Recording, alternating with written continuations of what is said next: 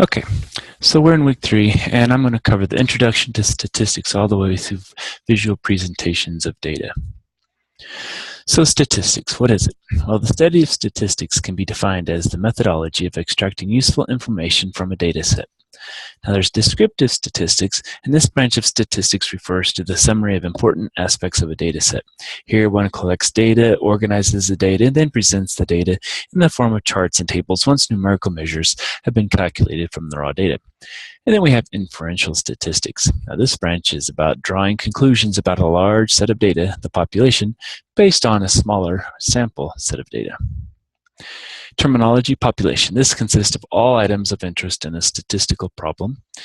A sample: this is a subset of the population that is collected and analyzed when a population is too large to sample on its own. Now we have cross-sectional data, and this data contains values of a characteristic of many subjects at the same point in time or very close in time. Then we have time series data, and this data contains values of a characteristic of one subject over time. Now variables, we have qualitative and quantitative. Now qualitative variables also are called categorical. These are labels or names that identify distinguishing characteristics of the observation. Now quantitative variables are numerical values assumed for the identification and is broken up as either discrete or continuous. Now discrete variable, this variable assumes a countable number of values, and a continuous variable can take on any value within an interval. So in that instance, you might have 24.7 gallons of gas, or it might be 24.777, or something like that, so that it can go however many decimals you want, whereas discrete, it's just going to be there's 24, and that's it. There's nothing else beyond that. All right, measurement scales. So we have nominal scale. The values here differ by name or label and are categorized or grouped by name. The ordinal scale, values can be categorized and ranked, although ranking values are meaningless. The interval scale, values can be categorized, ranked, and differences between scale values are meaningful. Now the value of 0 is arbitrary, and thus ratios based on interval scale values have no significance. And then we have the ratio scale. These values include all the interval characteristics, but there's also a true 0 point. This means ratios can be calculated with values on the ratio scale. Now, visual displays of data. So if we have data here at the top, then we can go and look at qualitative data and quantitative data. With qualitative data, what can we do? Well, we can have tabular methods. We can do a frequency distribution, a relative frequency distribution, a percent frequency distribution, and cross-tabulation.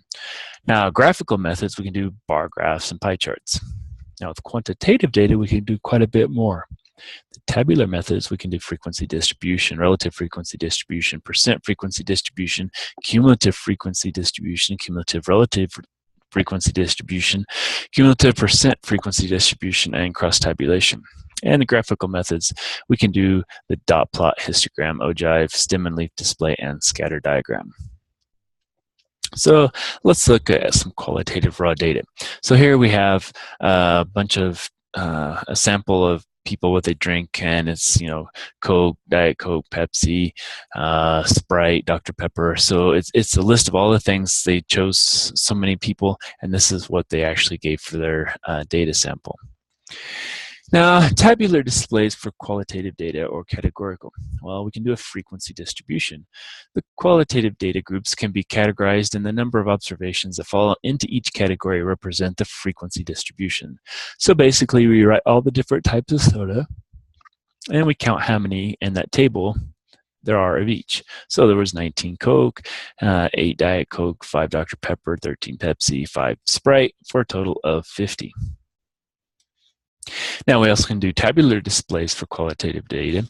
Here we can do the relative frequency distribution, which shows the portion of observations in each category, and we can do the percent frequency distribution, and this is the percentage of observations in a category, and can be found by taking the relative frequency category times 100. So now let's go over to Excel and look at an example here. So what I've done basically is I've taken the brand purchased and I've imported it into an Excel sheet, and so I've got all 50 data points here. Okay, so that's all the data points. And what we can do is we can use Excel functions to calculate our frequency distribution, our relative frequency distribution, and our percent frequency distribution. And then we can make a bar chart and a pie chart later with this data. But let's do just our table for now. So Code Classic, how many are they? Well, in a sample of 50, it's not too hard. You can actually go through and count them all. But what we can do is we can do this function called COUNTIF. And so we're going to do a COUNTIF, and we want the set of data. So basically, we're going to highlight the data, and that's what this is, all the data. And we want to count it if it's a C2, which is, in this case, Code Classic. So we're going to look at all these and see how many of them that are Code Classic. And once you type all that in, and you hit enter, you've got the number. And you do the same thing here, same data, except you're looking at C3, which is Diet Coke. This will be C4, which is Dr. Pepper, then Pepsi, then Sprite. Now, one thing to note is you can copy these down, but the key, what you have to do is on the first one, you have to be sure to put the $A, $2, colon, then $A, $51. That sets your data over here as far as what your data set is as a constant. It won't move, because when you copy down, it wants to automatically move down each row and move the data down each row as well. But if you put those $, that'll lock that into place. And what you can do is you can say, okay, well, let's Control D. And when you do that, then the C2 will actually move up to C3, then C4, then C5, then C6. Because we didn't put the $signs there, it automatically moves up as you move down the row. And then the total is just going to be the sum of D2 through D6. Now, relative frequency, what is that? Well, we take our number here, the 19, divide it by 50, and that gives us the relative frequency. And so what we do is we take D2 divided by the D7, and again, we're going to use $signs because we want to keep that 50 constant, because once you copy that down, it's going to move as you go down. And so once you get this first equation, then you can just hit Control D, and you get the rest of them. But if you didn't have that $D, $7, it would start saying you're going to use this one as the next thing you divide by, then this one, and it's going to give you all kinds of errors. And so this one is just 8 divided by 50, 5 divided by 13 divided by 5 divided by, and then we better take the sum, and it better equal 1. And that's going to be our relative frequency. Now, the percent frequency, all we're going to do there is take our relative frequency times 100. And so that's what we do all the way down. And the same thing is going to be here. You take that number times 100, or you could take the sum of this, and it should equal 100. Okay, so that's the table. So let's go back to our PowerPoint. And so now let's look at some graphical displays for qualitative data. We can do a bar chart, and we can do a pie chart. The bar chart depicts a frequency or a relative frequency for each category of the qualitative variable as a series of horizontal or vertical bars. Now, the length of the bars are proportional to the values being depicted. Now, pie chart is a segmented circle that clearly portrays the sectors of some qualitative variable or categorical variable. So when you want to create a bar chart, you highlight the data you want to graph first, with the first column being the X, and the second one, or more, if you have more bars you need to add, being the Y. Then you choose Insert Column, 2D column for a vertical bar graph, and if you want it to be horizontal, you change the bar to 2D bar for horizontal. So you can do either one, but bar charts usually are vertical bar graphs. All right, so what we're going to do now is go look how we create the bar chart. Okay. All right, so what we need to do is basically we're going to look at the Code Classic, and we need the frequency of it, Diet Coke, the frequency, and so on. And so we're going to go over here, we're going to insert, and then we're going to choose something. Now, recommended charts, it tells us, well, these are ones it recommends, a vertical bar, horizontal bar, and the pie chart. So you could also go over here to all charts, and we want the column, and we want the 2D. So that's the one we want, so it's highlighted. And then we say OK. And so that's going to be our bar chart here. And it labels Code Classic, and you just see here it's 19, which kind of fits with what we have up here. And then Diet Coke, 8, Dr. Pepper, 5, and so on. Now, if you're going to make this really a professional, you need to make sure you have your correct title, label your axis over here as frequency, and so on. But that's how you get your bar chart using Excel. All right, let's go back to the PowerPoint. And that's what it should look like, and that's kind of what it is out of the book.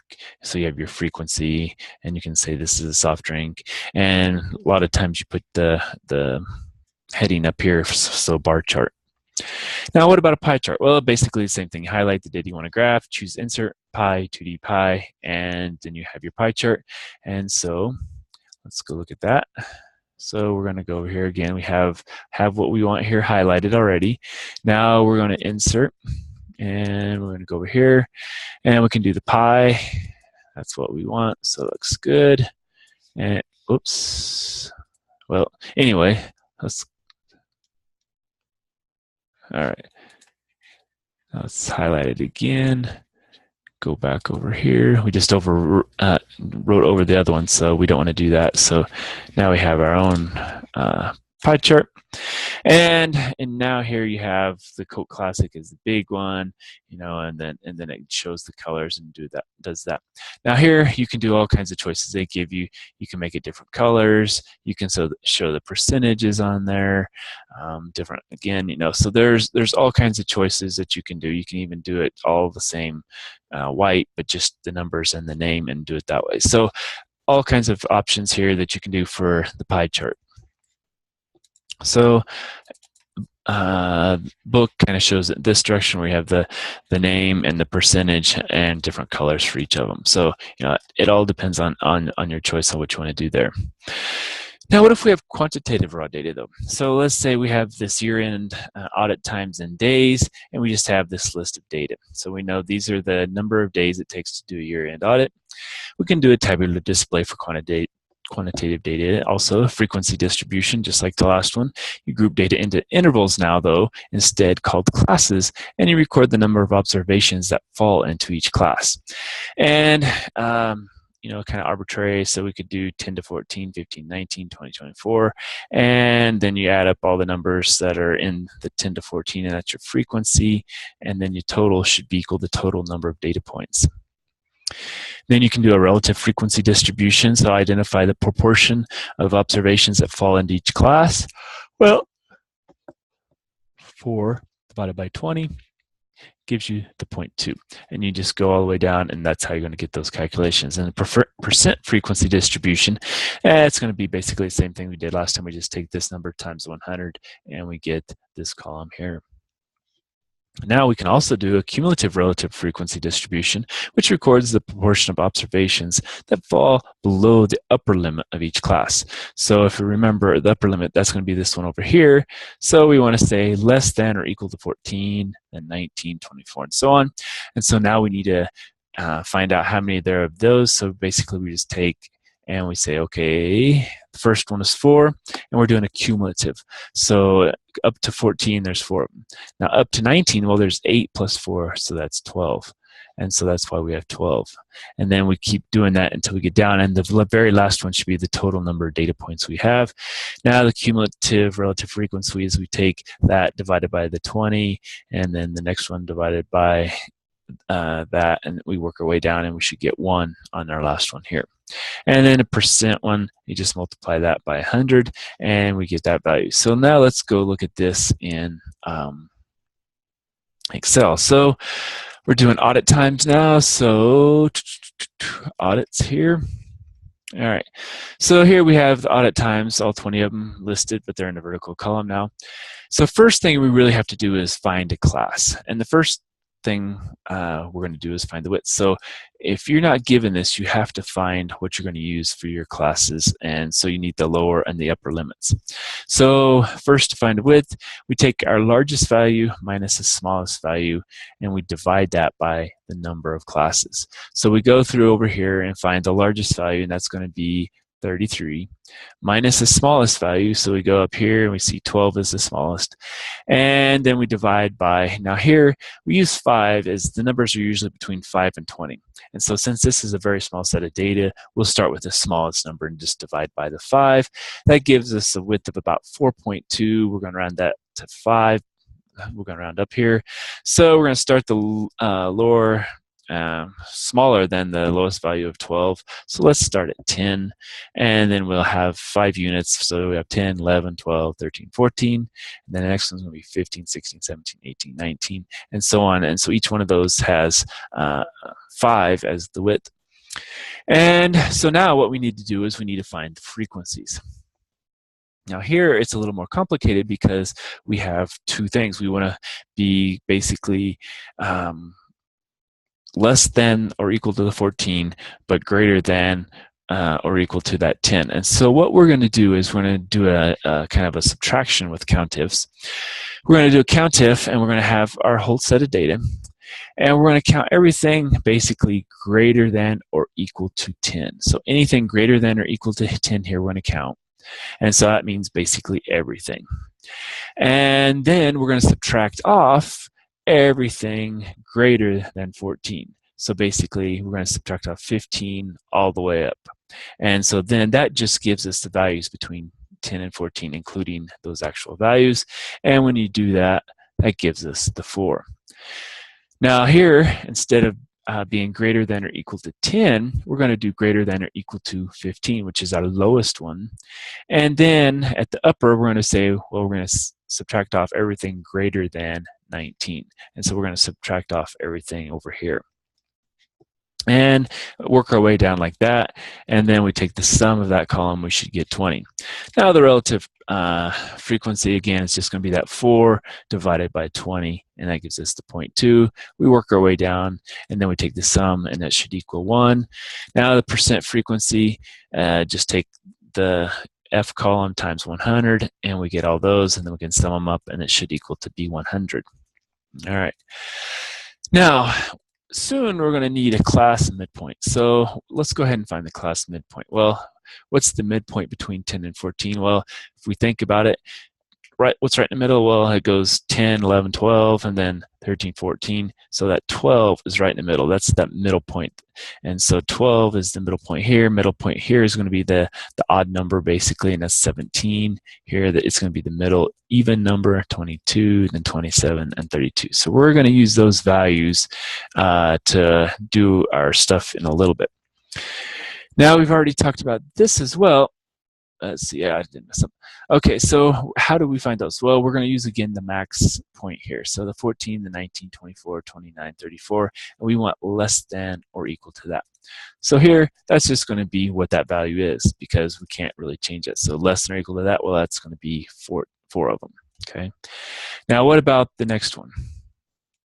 How did we get that? Well, what we're going to do is we're going to take K2, which is this value, and we're going to add that to E3. And E3 is the value over here. So that's basically the number in this class. And then we're going to add that to the number in that class, and that gives us that 12.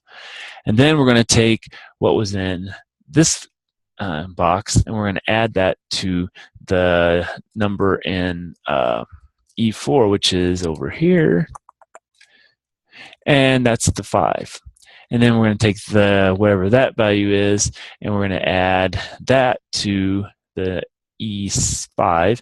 Then the next one is going to be adding it to E6, and then that should give us 20 when we hit that final box there. Now, our cumulative relative frequency, that's going to be our K2, this number, divided by our K6, which is our 20, which is our total. So it's kind of the same thing we've been doing with the relative frequency, except now it's called the cumulative relative frequency. And then we do the next one. So we take K3 divided by K6, K4. This is K4 divided by K6, and then K5 divided by K6, and then this one's K6 divided by K6. And then we multiply by 100 to get these, and then take the sum, or just multiply that by 100. Either way will give us the value we need here. All right, so we're not quite up to that point yet, so let's go back over to our PowerPoint. Now let's look at graphical displays. Now we're going to do it for quantitative data here. So we can do a histogram, a polygon, and ogive. So a histogram, a series of touching rectangles. Here, key is for histogram, it's touching rectangles, whereas the bar chart, there's a space between them, where the width and height of each rectangle represents the class width and frequency of the respective class.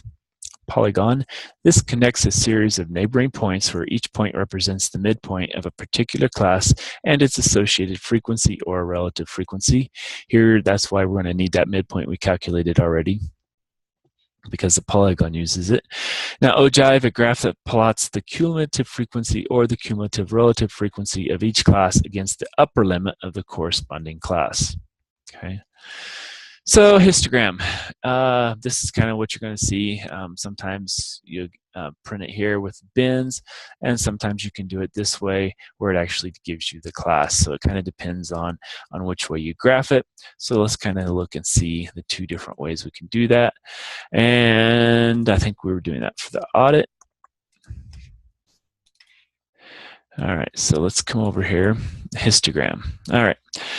So what we had to do is we had to have upper limits, because that's what the histogram is going to do. And we also need the frequency. So those are the upper limits, that's the frequency.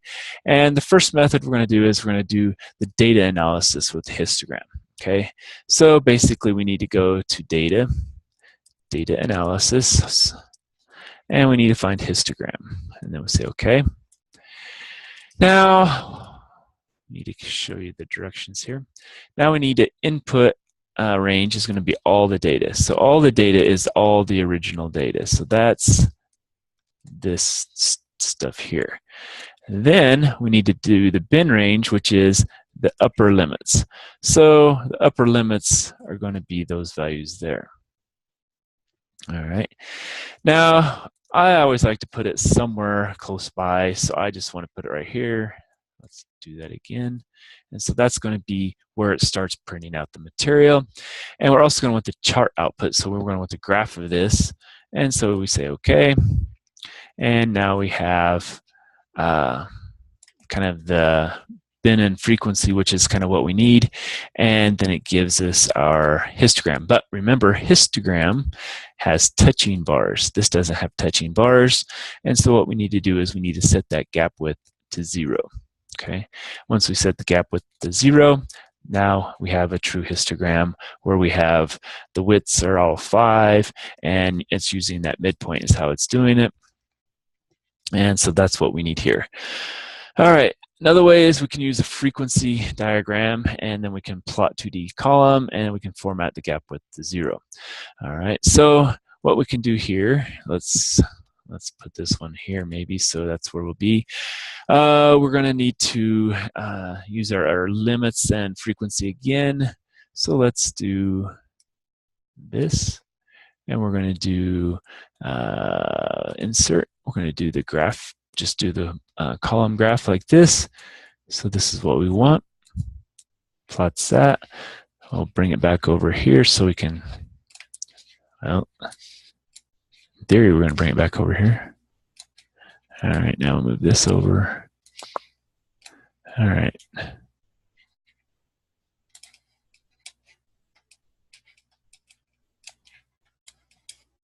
Now we have it. Now it shows the classes and then also the heights. But again, this is a histogram, so we need to change that gap to 0. Once we do that, now this is the true histogram, and we have with the classes as well as that midpoint. So that's the two ways to do a histogram. All right, let's go back up here. And that's kind of showing what we have here. Now we have a polygon, and here it's gonna start at 0 and end at 0. Let's go ahead and look at the next one, ogive. So it starts at 0 and ends at 1. And then we have a stem and leaf diagram. And the stem and leaf diagram, this is constructed by separating each value of the data set into two parts. The stem, which consists of the leftmost digits. So if it's 52, 5 is going to be the leftmost digit.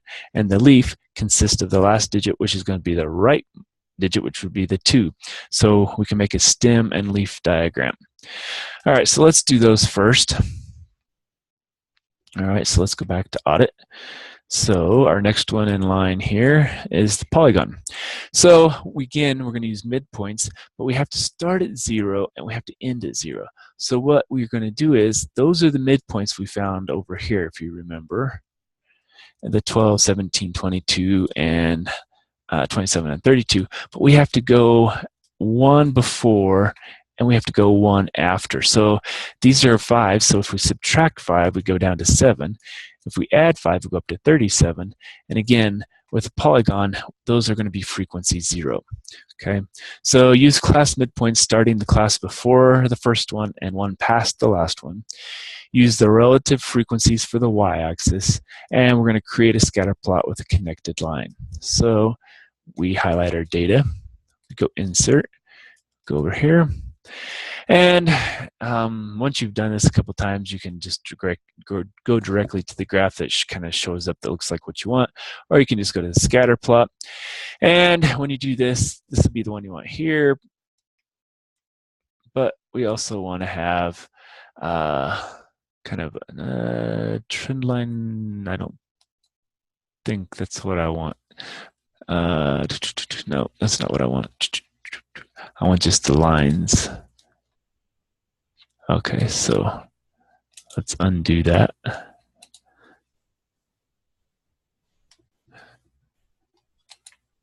All right.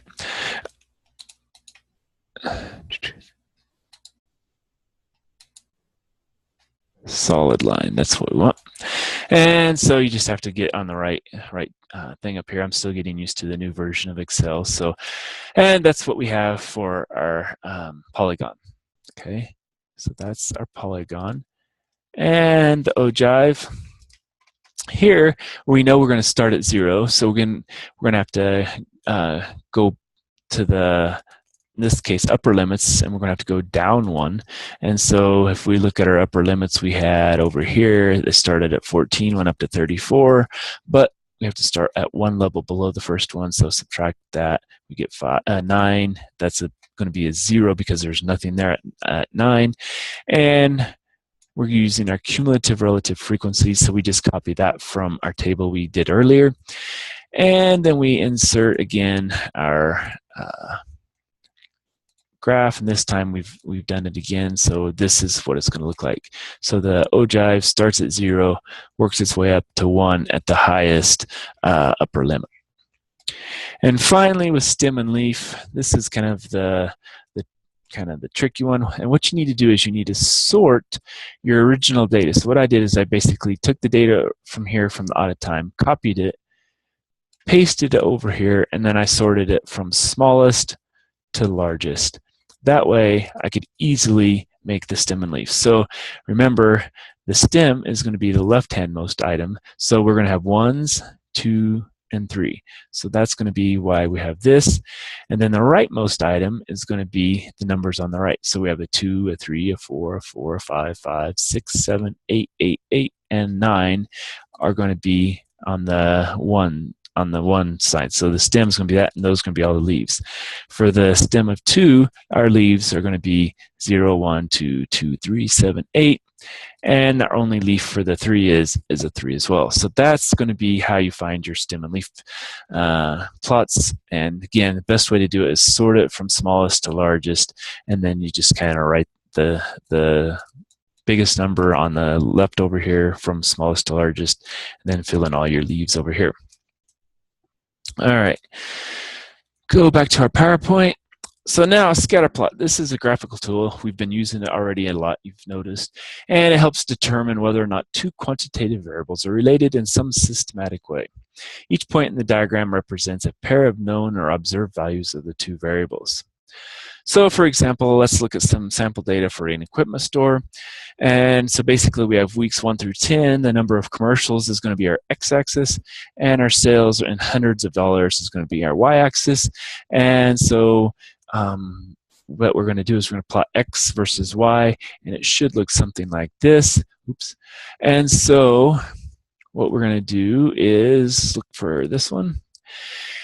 And so we have basically that table again, but we have it in the Excel file here. And X is usually the first column, Y is the second column when you're plotting, when you're doing insert, because that's how it's going to look at it. So you always want to put your X first and Y second when you're doing this. And then you just insert it. And again, you can do the XY scatter. And this one plots each one separately, and you have two series. That's not what we want. We just want the one series, and that gives us our graph. Now, note, if you remember from our picture, it looked a little bit different. It was putting this closer to the bottom. Well, this one starts with 0, goes up to 70, and then 0 over to 6. Well, if we didn't want this over here starting at, say, 0, say we wanted it instead to start at 35, or not 45, 35, then that gives us a kind of a better representation, maybe in our view of how we want it to look. Now we can add that trend line, because for most scatter plots, we're wanting to look at a linear view of it. And so what we can do is we can right click here, say add trend line. We want it to be linear. We can also do some things such as display the equation of that line on the chart, and we can display the R-squared value on the chart. Those are helpful when we get into linear regression later on. But that tells us the equation of that line and our R-squared coefficient of determination value for this line. So those are kind of things you can do with Excel, with graphing the quantitative data. Now that's all I have, so hopefully that'll help you kind of get the gist of how to do graphing, different types of tables, and everything you'll need for this week's lecture, as well as it kind of hopefully will take you back, and if you didn't quite understand something from last week, that'll help you there as well.